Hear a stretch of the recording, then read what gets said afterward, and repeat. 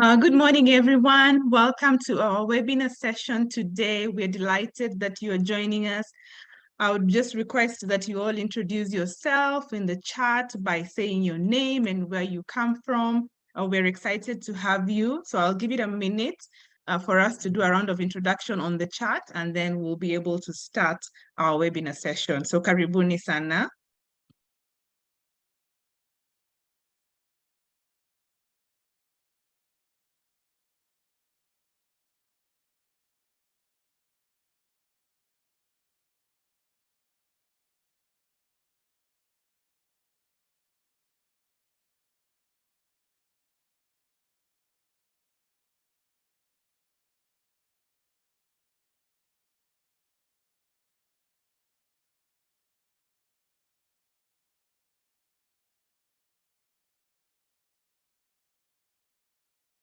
Thank you, everyone.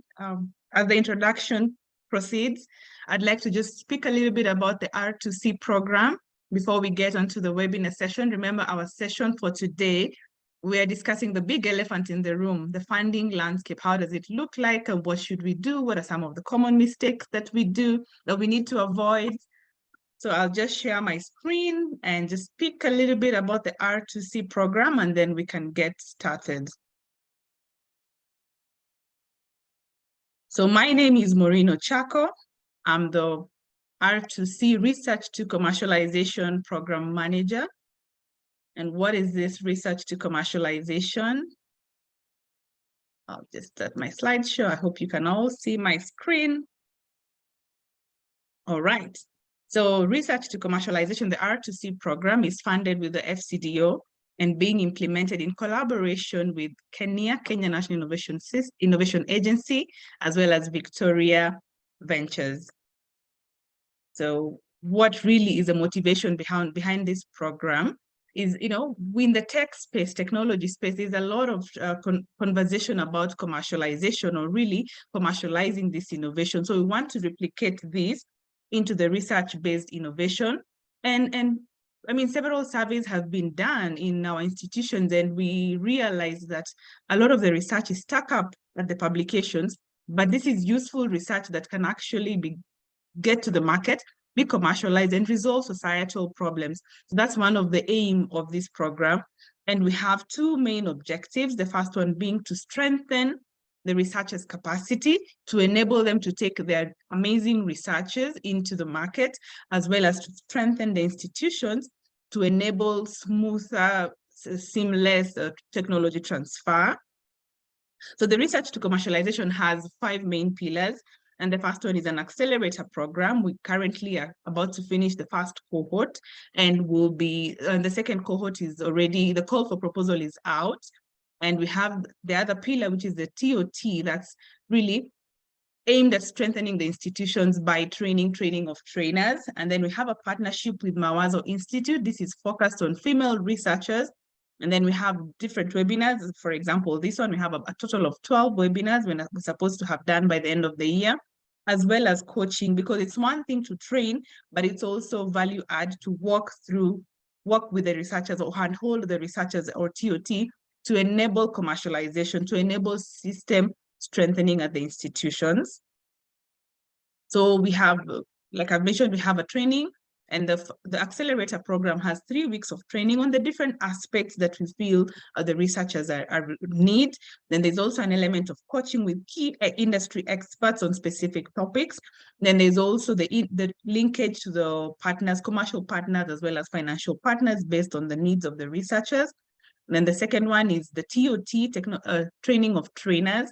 That is a 1-week physical training session, focused again on how to set up a research to commercialization program in your institution. We also have a coaching on this pillar, as well as a toolkit with all the relevant material resources that you may need. And then we have the monthly webinars. You can see today we're focusing on funding options or the funding landscape for research-based innovators. And then next month, we'll be looking at tipping negotiations in one's favor. And then just to showcase some of the researchers that we are working with in the first cohort, we have Dr. Anne Carroll, whose innovation is about a biodigester and a biocatalyst. We have Professor Paul Kakanyo from University of Embu, and he has a bio-based fertilizer. We have Professor Duncan, we have Professor Gerald from Turkana University. We have Professor Romano, who also has a solution to controlling pathogens in your crops. We have Professor Paul Kimurcho from Egerton University, who has a groundnut variety. We have Peter Kibet, who has a solution to aflatoxins, which is a big problem in our current context in Africa. And obviously we have Dr. Rose, whose solution is an edible biopreservative that extends the shelf life of produce, for example, tomatoes as well as mangoes. And just to highlight the outcome, we're interested in training 30 TOT as well as 40 researchers. And like I mentioned before, the call for proposal is open. Perhaps I'll just share it in the screen or ask Janet to just share the application form. And then we're looking to connect or link our innovators, research-based innovators, to different commercial partners, as well as knowledge dissemination through webinars like this.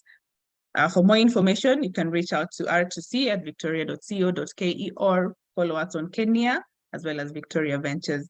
So I hope that paints a good picture of why we're here or who's hosting us here. And you can see the application for the R2C cohort 2 has been shared. So feel free to just apply and just apply for the session. We hope to start July, that will run through to December. So thank you very much. Allow me to not waste so much of your time because you're here for the webinar. And I'll just hand over to Kezia, who's moderating the webinar session, and she'll introduce the panelists. And take it away, Kezia. Thank you very much. All right, thank you, Maureen, for that warm introduction and for introducing the program. I'll be your moderator for today's session, where we'll be focusing on the funding landscape with our focus on commercialization and grant funding. My name is Kezia Njeri. I work with Victoria Ventures, and I'm delighted to have Alex Fraser and Kilian Nango on today's session. And I'll quickly ask them to introduce themselves and to tell us a fun facts about themselves. We can start with you, Alex. Morning, everyone. A fun fact so early in the morning. I'm drinking Kenyan coffee in South Africa. I hope that's fun enough for you, but I'm a big fan of Kenyan coffee, and it's lovely to be here on this webinar and looking forward to sharing information with you all. Okay, Alex, maybe you can tell us a little bit more about yourself, your background, and your experience. Of course, thanks, Kezia. So morning, everyone. My name is Alex Fraser. I have 20 years experience in the early stage funding space, and I've worked for the Department of Science and Technology's Innovation Fund in South Africa for many years, particularly focusing on biotech and medical device businesses. Many of them came out of universities. I've worked for grant funders. I've worked for University Technology Transfer Office in the venture capital space, and now the angel investment space. So, and work with many innovators, engineers, and entrepreneurs around investment readiness. So hopefully can share some insights on how to fund your ventures and get them through commercialization. All right, thank you, Alex. Over to you, Kilian. Thanks, Kezia. Happy to be here, very exciting. So my name is Kilian and I'm based in Dar es Salaam, Tanzania. I have over 12 years of experience, mainly in renewable space, both B2C or pay-go, as well as B2B. I've also worked in the financial industry, banking, as well as insurance. I've also worked in telcos, many telcos here in Tanzania, especially the top 3 telcos. I've also worked in the development funding space. And that's the main reason why I'm on this call, just to share with you, especially the participant, on my experience, because I've worked with those who are seeking for funding, as well as those who are providing the funders, as a bridge, or you can call it intermediary. Yeah, so very exciting to be here. Fun fact about myself. So I've been with my wife for over 15 years. And yeah, so this year I want to do something different for her birthday. And because she loves music, I've started playing music instrument, trying to do something funny and interesting for her. I hope that is fun enough. It is. I hope you haven't ruined the surprise. All right. No. Killian, are you going to sing for us? That's what we want to know. Do you have you developed a fundraising song for all of us? Thanks. I will. Okay. All right. Okay. Thank you so much, Killian. And now that we already know who we have on the call, we'll go right into the discussion. And the first question I have for my panelists is for you to tell us, what does commercialization funding mean? And what's the importance of commercialization funding in the context of innovations? We can start with you, Alex. Sure. So I think commercialization funding is funding that will, it's not funding to take something to market, or sorry, let me start again. I think there's, first of all, there's a very broad definition of commercialization funding. And I think it's up to the researchers to really understand where their technology is, and you can look at various scales and charts. One of the scales many people use is the NASA's technology readiness level, and commercialization is really talking about those final kind of levels. And when I really think about commercialization funding, it can be quite early stage, but you need to have some kind of evidence that there is a commercial opportunity for your product or innovation, and that there is market demand. And you might not necessarily have proven. Sorry, we lost you, Alex. We can't hear you. Alex, we can't hear you, or is it my internet? Killian, can you hear Alex? I can hear you loud and clear, but I can't hear Alex. Okay, let me just drop her message. Can you hear me now? Yes, we can. Sorry, I lost sound with you. Did you lose sound with me? Yes. Yeah, we couldn't hear you, but okay, now we can hear you clearly. Where did things end? So what happened? You were talking about some tool that is used to measure readiness. Okay. So the tool I was talking about is the NASA's technology readiness levels. And it's a tool that's used quite widely around commercialization globally. And if you look at the technology readiness levels, and it also depends on the sector and the where you are in terms of technology readiness levels. Obviously, if you're taking a new drug to market, the technology readiness levels are further apart, because you need to go through regulatory approval before you can to reach commercialization, where with other solutions, it might be much faster process. But when we talk about commercialization, it's really around taking the product to market, and many funders around the commercialization are wanting to see some kind of evidence that there's market demand, whether it is demand through letters of intent, through initial research. Maybe you've already got a pilot partner lined up, so you could pilot something, but it's really how to actually take that innovation and start making money from it, and building a business model around it and getting it into the market. And that's kind of what is key.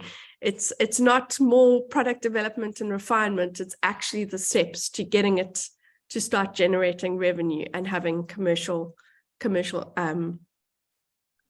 business model, and setting up a commercial entity around that innovation. Okay, thank you, Alex. Killian, do you have anything to add, maybe on the importance? Not too far from where Alex left. Mm-hmm. So really, commercialization is, how do you take you see, you have spent 2 years doing research. Let's say it's a medical research. And the outcome is, in terms of finding, it's perfect. So the way to commercialization is, are there clients? Are there customers? Okay. Can we make money out of this innovation? Is the market ready for that product? So these are key questions that every entrepreneurs or scientists or even funders should be asking themselves before they come to invest in a particular entity or product. So finding the right customer, solving the customer need, as well as the willingness of these customers to pay for this product. Because you might be solving a problem, there might be a customer there, but are the customer willing to pay for that service or product? So that is commercialization.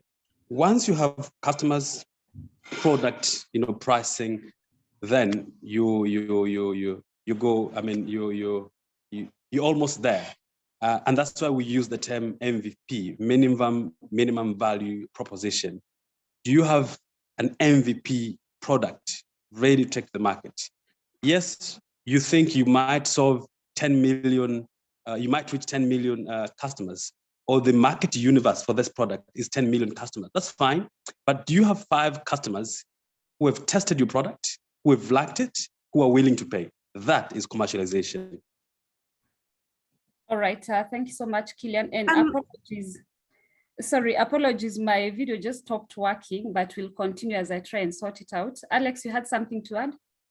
Yeah, I think Killian's making some really great points. And I think that's also just, oftentimes in, commercialization isn't actually that different from initial fundamental research. As scientists, you come up with a hypothesis, which you test, you gather, and you run experiments and you gather data, and that proves or disproves your hypothesis.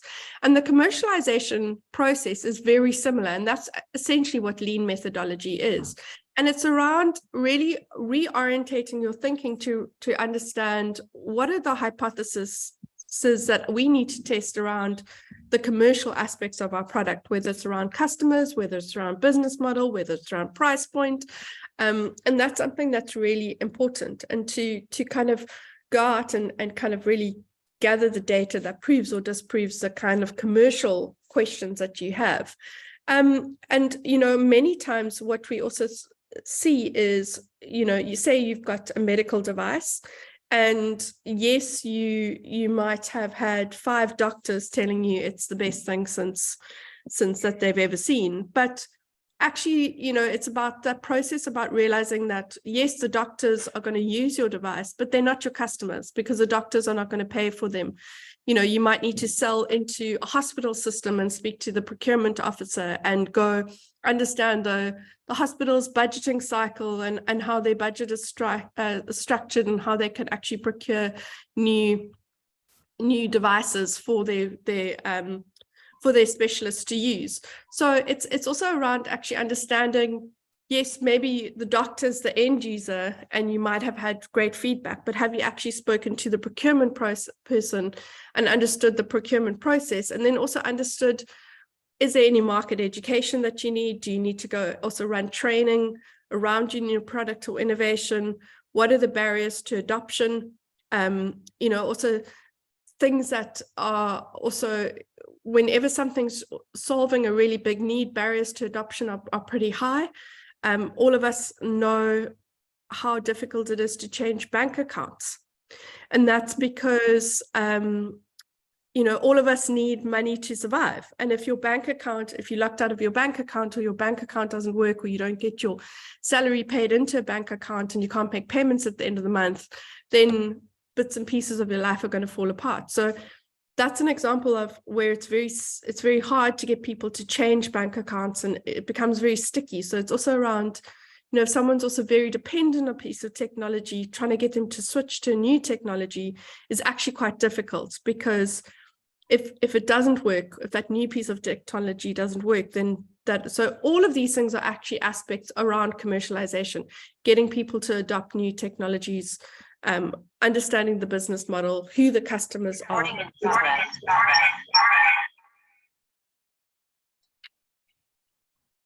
That's what you, yeah. Sorry, Alex. Sorry. Sure. Please continue. No, I'm done. Okay, all right. Thank you for creating that context, even as we get into the flesh of our discussion. So know that we understand what commercialization funding is. What are some of the trends that we are seeing in the commercialization funding space? We can start with you, Killian. I think one thing that I can point out quite clearly that, you know, I have personally seen over the recent, you know, years is the word and the term impact. As you go to commercialization, now you have customer, now you have the right business model, now the pricing point, you know, customer willing to pay. Now the procurement guys, you know, would love your product or service. The key question that people are asking themselves, what are the impact of your product or proposition to the market? Are you changing people's life? Are you changing the fortunes of this company? And if yes, to what level? So impact. Yes, you're doing business, but what are the impacts of your research to the people? What are the impacts of your research to your bottom line, your profitability in your business model? And what is the impact of your business to the planet? If you can showcase the impact, we call it triple P, for profit, bottom line, people, humans, as well as planet, then you're in good state. Yes. Okay, thank you, Killian. Alex? Yeah, I think Killian clearly read my mind. So one of the key trends I've seen is also that there is a lot of funding, especially for the early stage businesses, where you have identified one of the sustainable development goals and you're working towards contributing to one of that. And I think, as Killian was saying, it is around impact, and knowing what that impact looks like. But again, you need to think of it almost like a hypothesis. So you need to design an impact framework, and you can't do this retrospectively. You can't, you know, just as like you can't suddenly look at the data from you know, that you've gathered and then create a hypothesis and work backwards from there. You need to really start out right at the beginning, and you need to also think about this now. So in our innovation, we're going to impact quality of water, or maybe gender equality, or health, or whatever the SDG it is. You need to look at what are the indicators that are important to measure around that SDG, and then almost develop a theory of change to say, if we do X and Y and Z, then ABC will be the impact, and almost do a kind of a baseline study to understand what the market is currently, or what the problem is, then introduce the intervention into the market, and then do, once the innovation has been adopted, then you do kind of measure the impact of that afterwards. And that's really important, first of all, to get initial funding, but it becomes more and more important as you kind of get layers of grant funding or continual funding. So building an impact and impact measurement is something that you need to do right at the fundamental stage, especially if it's core to your business, because if you have kind of even a mini case study from your pilot around impact, it becomes so critical and such really, really valuable data for why you should justify getting additional grants. So for instance, we run a program, the African Angel Academy, and before anyone joins the program, we make them do a baseline assessment, and we basically ask them a standardized questionnaire of their investment activity and their confidence, and we gather that data. And then we, after the training program, you know, it's a very simple example. We do a post-training evaluation, and then annually we do a survey. And what we've been able to show is like the economic impact of that training program in terms of what it's had. And that becomes really powerful case studies, which kind of then contribute to us getting additional funding and kind of continuing to grow and scale the program. So it's, you need to, and the monitoring and evaluation shouldn't just be a side project. It really should be a core fundamental part of the program and of your commercialization process. Okay, and to delve deeper into the impact discussion, what are some of the impact metrics that innovators can measure to help them with the fundraising process? It really depends. Yeah, I think it really depends on the industry. So, for example, if you are in the renewable space, for example, or the climate change space, how many liters of water are you saving? Okay. How many amount of carbon dioxide emission are you saving? So things like this. So it really depends on the industry you are in. If it's all about financial inclusion, how many people are now actively financially included? And what kind of services are they using? What are their savings? You know, so this is you know, depending on the industry.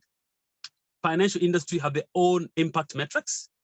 Yes. The renewable space have their own financial metrics. Even in the agriculture space, which is which is huge, has their own, you know, impact metrics. So to answer you, it depends on the industry, and each industry has their own impact metrics. But easy, you know, tool, you can go to a SDG tool, and the SDG tool has all the impact metrics for all the 17 SDG goals. Okay. Alex, do you want to add something? No, I was just gonna say that that's exactly what I was gonna say. I think there are also broader things, so around job creation is a big thing in most countries. So have you been able to also create jobs directly or indirectly, and then also kind of economic empowerment or upliftment, and then also, so even if you are, say, installing new solar systems,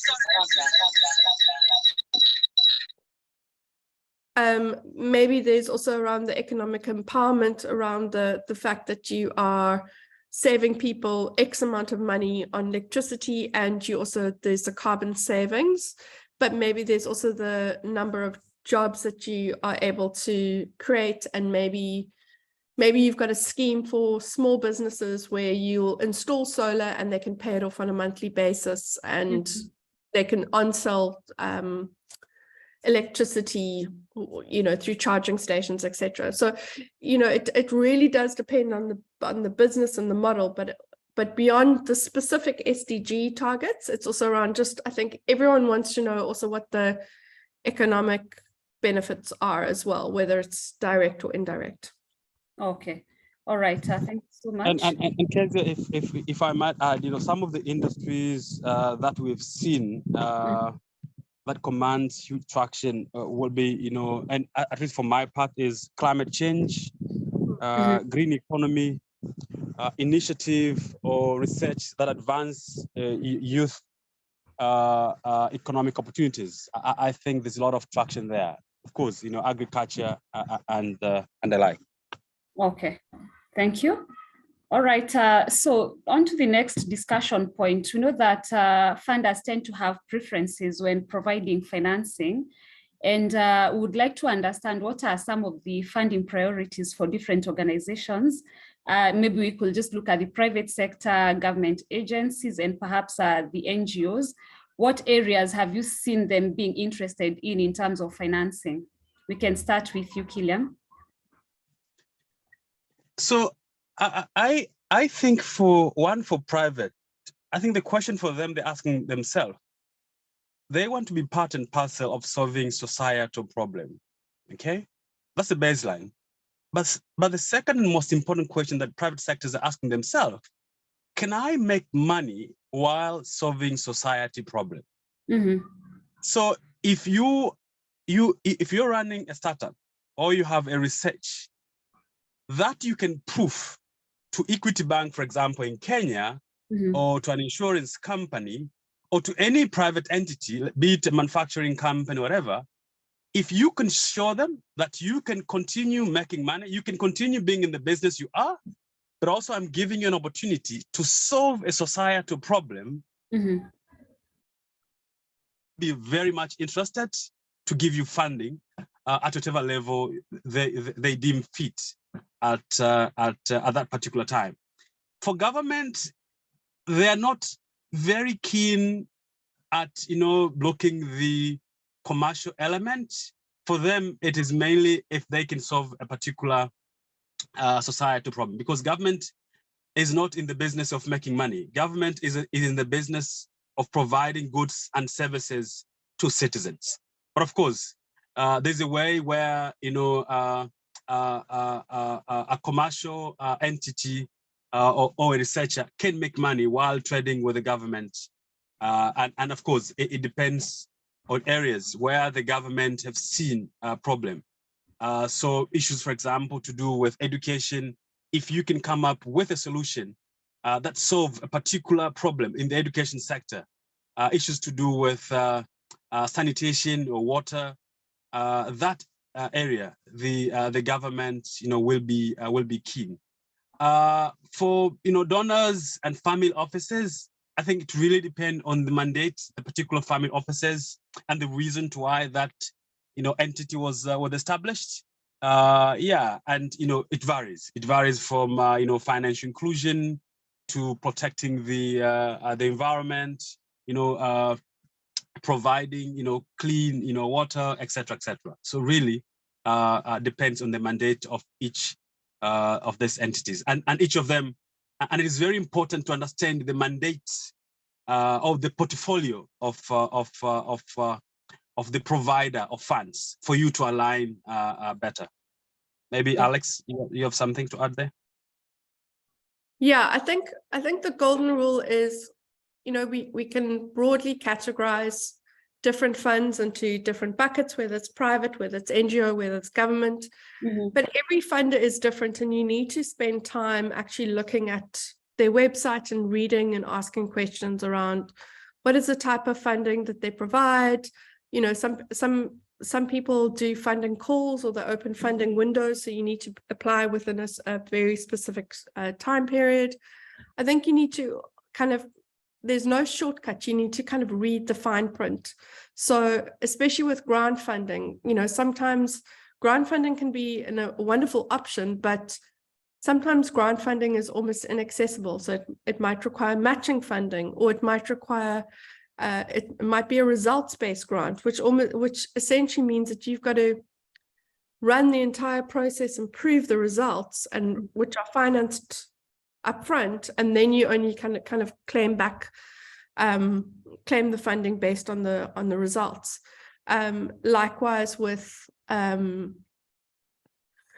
whether it's it might be retrospective, so you might also only pay, it might only be paying on successful completion of the project. So you also need to think about just kind of the basics of cash flow around some of the grant processes. I think some of the NGOs and foundations, they often put out these funding windows. They are often very competitive. So you need to spend quite a lot of time preparing and they have very strict requirements in terms of the application. So you need to be very clear around what those requirements are. If they say they want a 10-page proposal and you put in a 12-page proposal, they'll literally kind of kick you out. If they say that you want the CVs of all the lead researchers and you don't include the CVs, they'll kick you out. So you need to spend a lot of time actually And it does take time preparing these applications and grant processes. And often, especially if you're in a university and you need to get sign off and approval and documents created, you know, give yourselves time and get organized, because they do take a lot of work, but they can be very profitable. And that's something to think about. I would say that for an early stage innovation that comes out of a research-based organization or university, it's possibly better to get some grant funding initially, especially if to prove the commercialization, and then it would probably be wiser to go to the private sector afterwards, because the private sector often requires proof of commercialization before they'll even consider you. So it's very, very rare that a VC would consider funding an innovation at an early stage out of a university context. So also just look at what the stages that the funder looks at and what they require. So, you know, a VC would require a completely separate company to be set up, the intellectual property to be spun out into that organization. They're not investing in a university project. They're going to invest in a set up, completely separate company. And you need to get that structure and everything in place before they could even consider you as an investment. So also just think about where you are in that journey. And whereas a grant making organization can quite easily fund a project still within the university or the research environment. Okay, I like that you've touched on some of the things that researchers need to do before they can approach financiers. But I would like us to delve more into that discussion. We've already said that before an innovator approaches a funder, it's important to understand what's their financing criteria, so that they don't go approaching a funder who's not a fit for their innovations. What else should researchers do to prepare themselves for financing? We can start with you, Alex. I think you need to ask yourself some quite core questions. So the other thing is that, you know, we're talking a lot around technology and technology readiness levels and all sorts of things like that. And to be honest, yes, the product is important, but actually what an early stage investor is going to invest into is the team.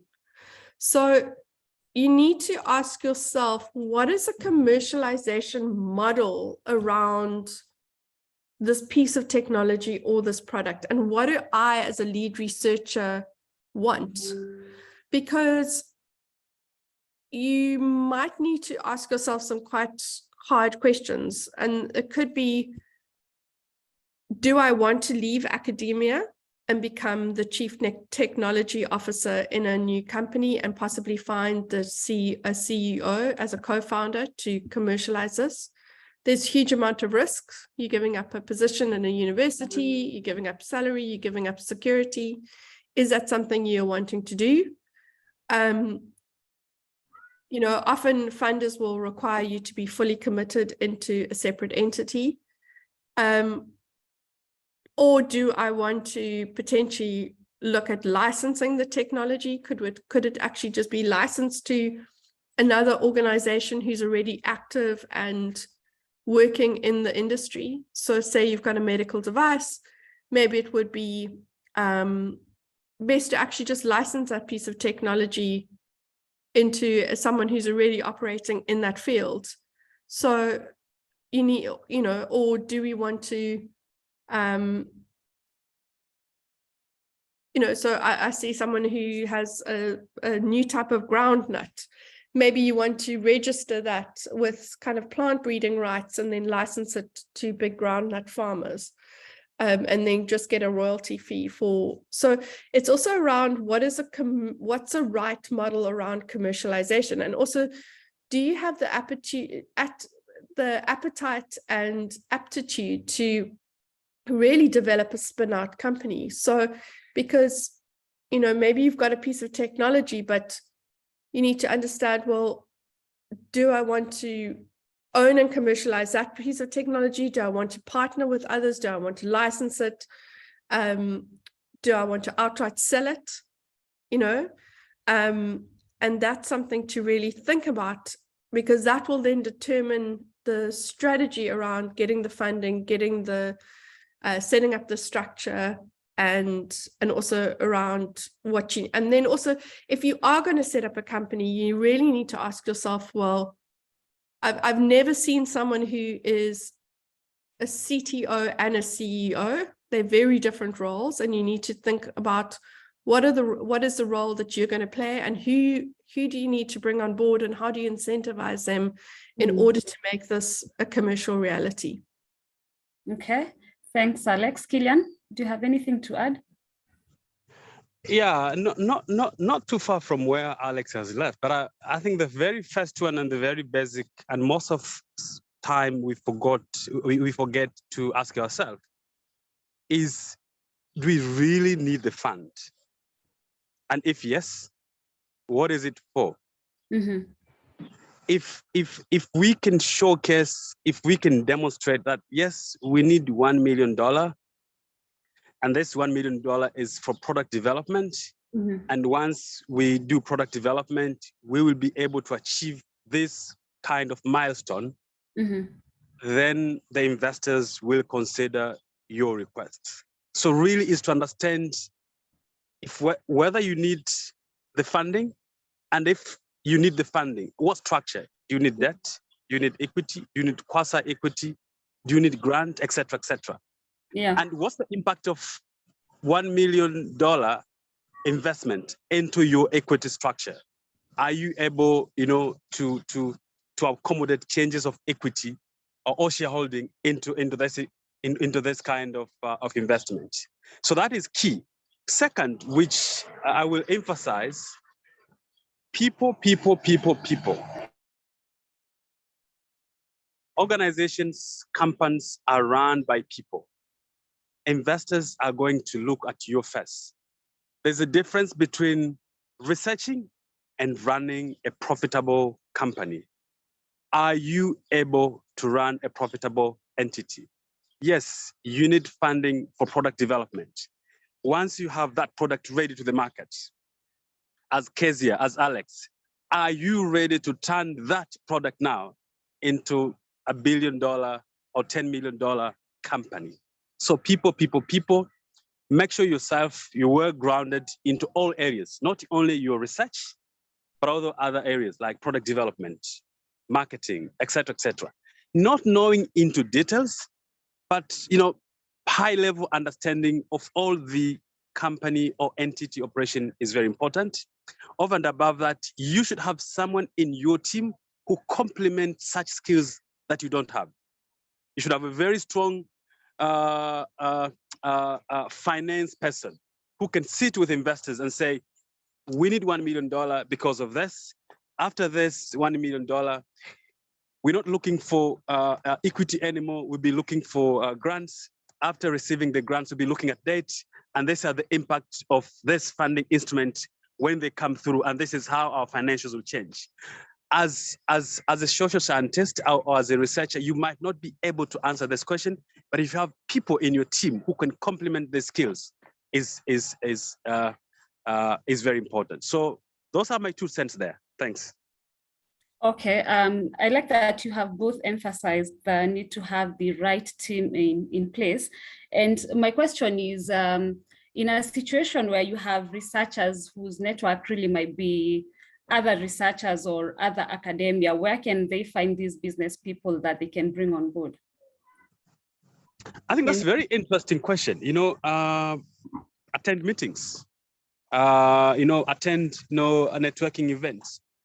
It is only here, and I think that situation is changing in the region, whereby Alex mentioned earlier, where you can find good people who you can co-opt them and they become co-founders, by putting resources, and one of those resources is skills. So attend meetings, seminar, ask people, or engage with people. But it is very, very important to build a strong, formidable team. And you can only do that if you spend significant amount of time by understanding people.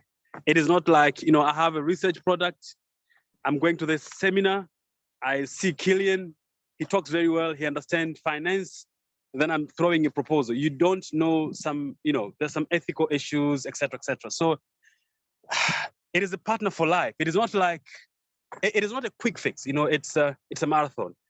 Are they willing? Yes, they have knowledge. Are they willing to spend significant amount of time investing into this business, staying with you in this business? Can they leave their current role and join you? Can they see that vision? So it takes time, and yeah. So those are my 2 cents. I don't know if Alex, you have something to add there. You're on mute, Alex. I think the people thing is so critical, and that's really so. I'm going to give you an anecdote, Kezia, if that's okay. Sure. In my VC days, we invested in an innovation. It came out of one of the local universities here, and it was to do with the trucking industry, and it was it had lots of patents around it. It was a tire pressure monitoring system, and we got prototypes, and I was the research analyst at the VC fund in that time, and I was flown to Kentucky in the US, and I went to trucking shows. It was quite an eye-opening experience, and the people at the trucking shows didn't know what to make of me. So they actually gave me a lot of competitor research and insights, because they were like, who is this person? But ultimately, and we did all the commercialization stuff, but there was no team driving the innovation. And that innovation is still sitting on a shelf, gathering dust somewhere. And I always remember that it's not about the innovation. It's really around the team that drives it and makes it possible. And I think we eventually have licensed that technology to someone else after thinking that we would kind of commercialize it. So it's also just around really understanding, and it's not a part-time job, it's a full-time job to run a business and commercialize that. And it's also just around really asking yourself, do you have the aptitude and the kind of drive to really turn this into a commercial business or a standalone business, or is there another commercialization model that you're wanting to pursue? Okay, all right. Maybe Kezia, for 1 second. They say in funding, people don't invest in the business or the product, they invest in people, because people build relationship, they build everything. People build businesses. So people cannot be overemphasized. Okay. All right. I hope our audience has taken note of that particular important fact. I would like to remind our audience to type in their questions in the Q&A box. As we wrap up, we can start with you, Alex, or rather, we can start with Killian. What are some of the strategies that researchers can use to write successful grant proposals, especially to make sure that whatever they write is going to be engaging, so that the reviewers can continue to read their proposals? Yeah, so as we've said, one of the emerging trends is impact. So make sure you create an exciting story. People can see the value you're adding to the society, as well as to people. How are you changing people's life while still make money? Understandably, not all researchers are good grant writers. They might be good, at formulating, thesis, writing research, etc. But grant writing or fundraising, writing has its own, it's a different ballgame. So try to use professional grant writers, funding houses. They can really help you to unlock some of the funding that you might be looking. So try to find professionals. So those are my two cents. Kezia. Thank you, Killian. Alex? Don't use too much technical jargon. Just also, so that's a big thing. The people who are reading your grant funding application might not necessarily be experts in your field.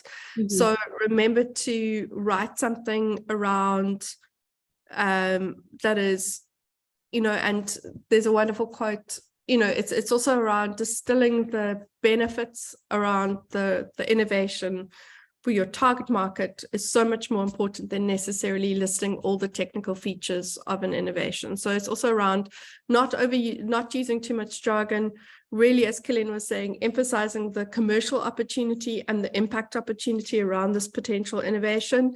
And also get someone who is not an expert in your field to read your application and to tell you whether they understand it or not. Cannot tell you how many times I'm on page 10 or 12 of a business plan or a funding proposal, and I have not a freaking clue what someone is actually trying to do or build. I've had 12 pages of stats and engineering jargon, but I don't know what they're doing. And that immediately tells me that they're not fundable, because if they can't even express in a grant application what they're trying to do, how are they going to actually tell the customer and actually get across their commercial application? So that's really important. And then it's better to be concise and really clear rather than kind of long-winded and you think everything's important, but it's really about editing and getting someone who's non-technical to read it and actually say, does this even make sense? And that's really important. Okay, I think to that I'd add that the applicant should be patient, because we all know that grants take time to apply and even to get responses from the funders. So we have a question here from Peter Kibet. He's asking, how does one connect with early stage funders, and what are the key success factors and potential pitfalls to watch out for when you, I think, Peter, if I'm wrong, you can correct me, but I think when you're connecting with these investors. We can start with you, Killian. So as Alex said, research. There are millions of funders there who are looking for where to put their money. It's very funny, if you talk to funders, they say, we have a fund worth 100 million, and we've been looking for, we have released, I don't know, 30% of 100 million. We can see people who are looking for funds. It is not that they're not receiving the request for funding. They are receiving, but it does not match to what they're saying or they want. So it's very important to do research, thorough research, understand the funding landscape in Kenya, or in particular, a country. If they say they want to fund, they provide fund for agriculture, it doesn't mean that all NGOs, all researchers who are in agriculture are going to be funded. No, they're saying they want to provide funding in the eastern part of Kenya, or for example, in the western part of Kenya. So if your entity is not operating in the western part of Kenya, don't apply for that funding. But again, not all entities in agriculture that are operating in the western part of Kenya, they will receive funding. They're saying they want to provide funding for agriculture entities that have been operating in western part of Kenya for not less than 10 years. So that means if you've been operating for 5 years or 7 years, please don't apply. So it goes like that. So research, understand what are the funding criteria that the funders are looking at, and also whether you qualify or not. If you qualify, please proceed. So for me, that is one that I have. Okay, thank you, Killian. Alex, I'm seeing there's a question and we need to wrap up. There's a question from Tito. He's saying he's a founder of a startup that is not yet operational.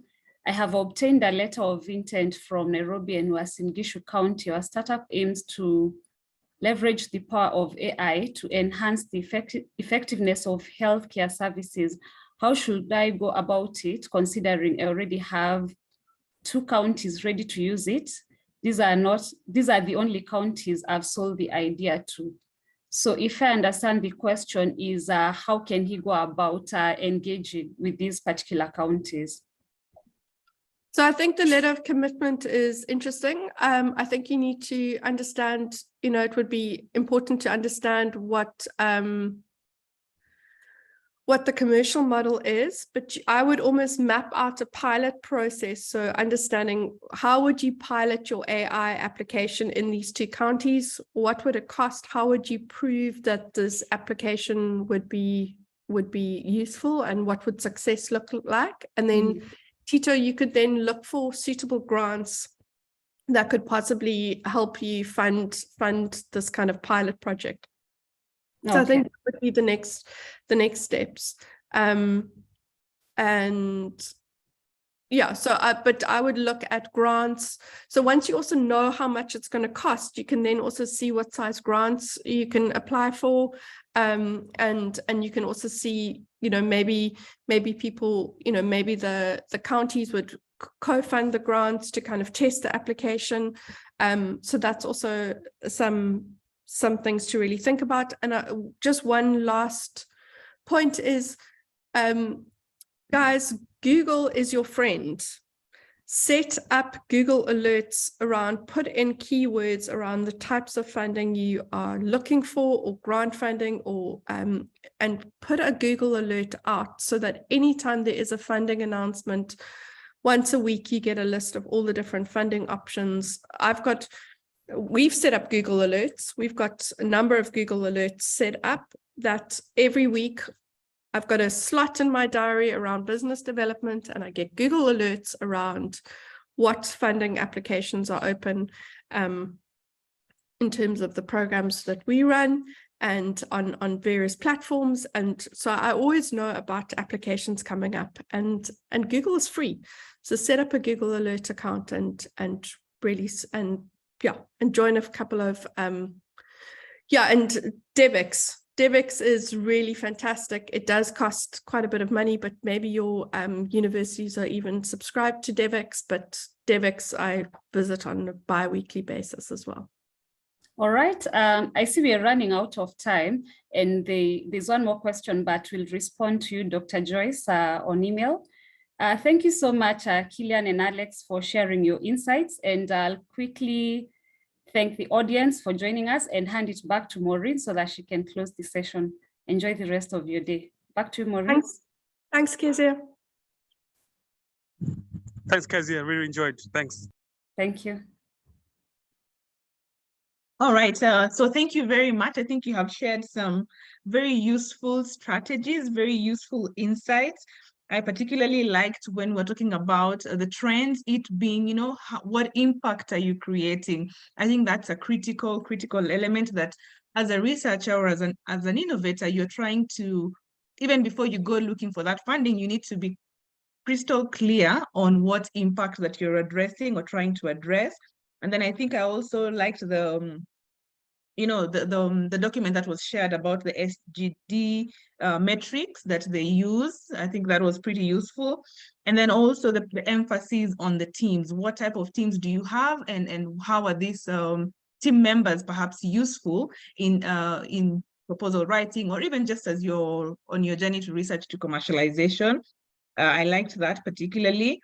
And then just having a two-pronged approach when you're thinking about your innovation. There's the innovation arm that is focusing on the technology, but then there's also the arm that is looking at, people, the team members that you need to have on board, on board. And this, do you need to have a co-founder, for example, who's from a business angle? And I think the last thing that I took note of was some of the strategies that you can use when you're writing your proposal writing. When you're writing a proposal, and that, there was mention of what impact story are you selling, what are some of who's your team member, as well as, avoiding technical jargon. And then there was mention of patience. And also the last one is the importance of networking, while also subscribing to some of these forums, for example, DevEx. So thank you very, very much. Allow us to come to an end of today's session. We're looking forward to seeing you next month on 15th of June and we'll be talking about how do you tip negotiations in your favor. And just allow me to also mention that we have reshared the application form for the cohort 2 R2C program. So maybe we just appreciate our panelists and moderators for the session. So thank you very, very much. We are really appreciative that you're able to join us today. Allow me to wish you a great afternoon, great the rest of the week. So thank you, thank you, thank you. Thank you, Maureen, and Alex and Killian and the audience for a good session. Have a good day. Thank you. Bye-bye. Thanks, everyone. Thanks, Maureen. Thanks, team. Thank you. Bye.